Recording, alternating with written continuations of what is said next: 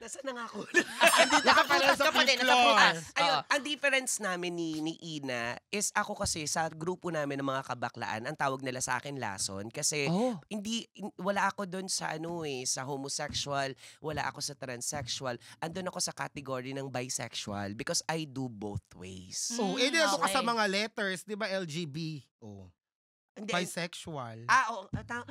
kaya ka honor. Ako nga wala dun eh. Okay, Diba? para sa mga hindi nakakaalam, Sige total nga. na race na Sige natin, nga, Madam Chair. LGBTQ.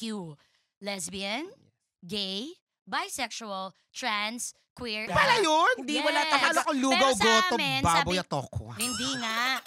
May marami siyang ibig sabihin. Tama ka, lugaw, goto, baboy, tokwa. Tokwa. Ano yung Q? Quail egg.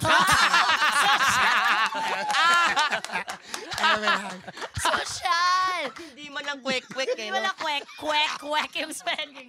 Nakakaloka. Sa amin kasi, sa lugar namin, di ba, may mga tanod kami sa amin. Mga bakla, mga tanod sa amin. Nag-guest na nga sila sa Family Feud. Sinama namin nung nag-guest yung Your Honor. Ang sabi nila, ang LGBTQ ay laging gising baklang tanod. Yung Q, kesera-sera. Hindi na nila alam. Baka whatever will be, will be. So, yan. Sa mga hindi nakakaintindi, research din. Ayan. Kaya.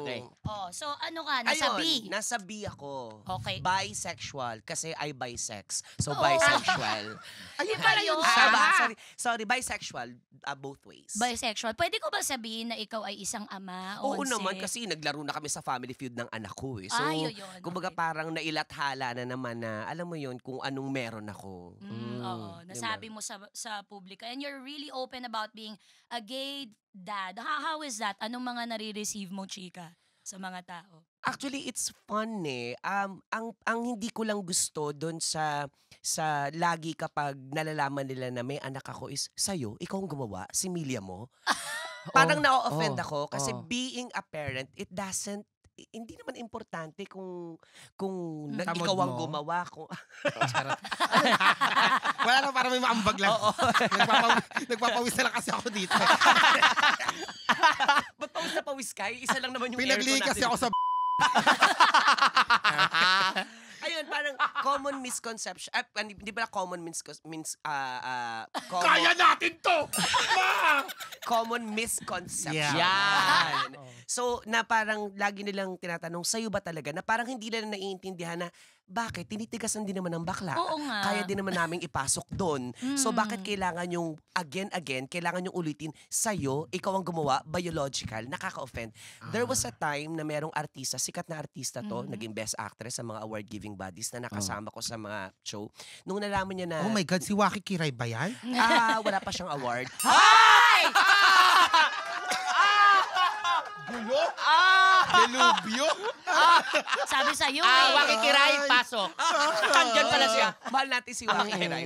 Nung sinabi ko sa kanya na, may anak ka pala, oo, sa'yo. Tapos ang sinagot ko is, oo, sa akin. Kasi I had girl relationship in the past. Ang sabi niya, buti na lang biological anak mo. Kasi di ba kapag ampun, di mo alam kung anong ugali niyan, anong nangyari.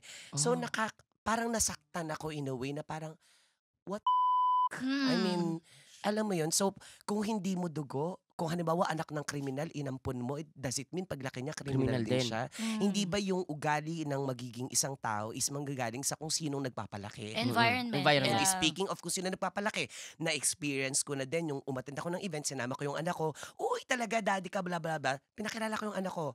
My son that time was parang mga 8 or 7 years old. 6. And then dumapit siya, anak mo, bakla din.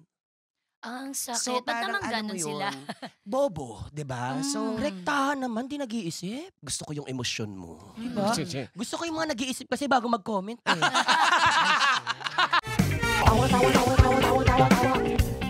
You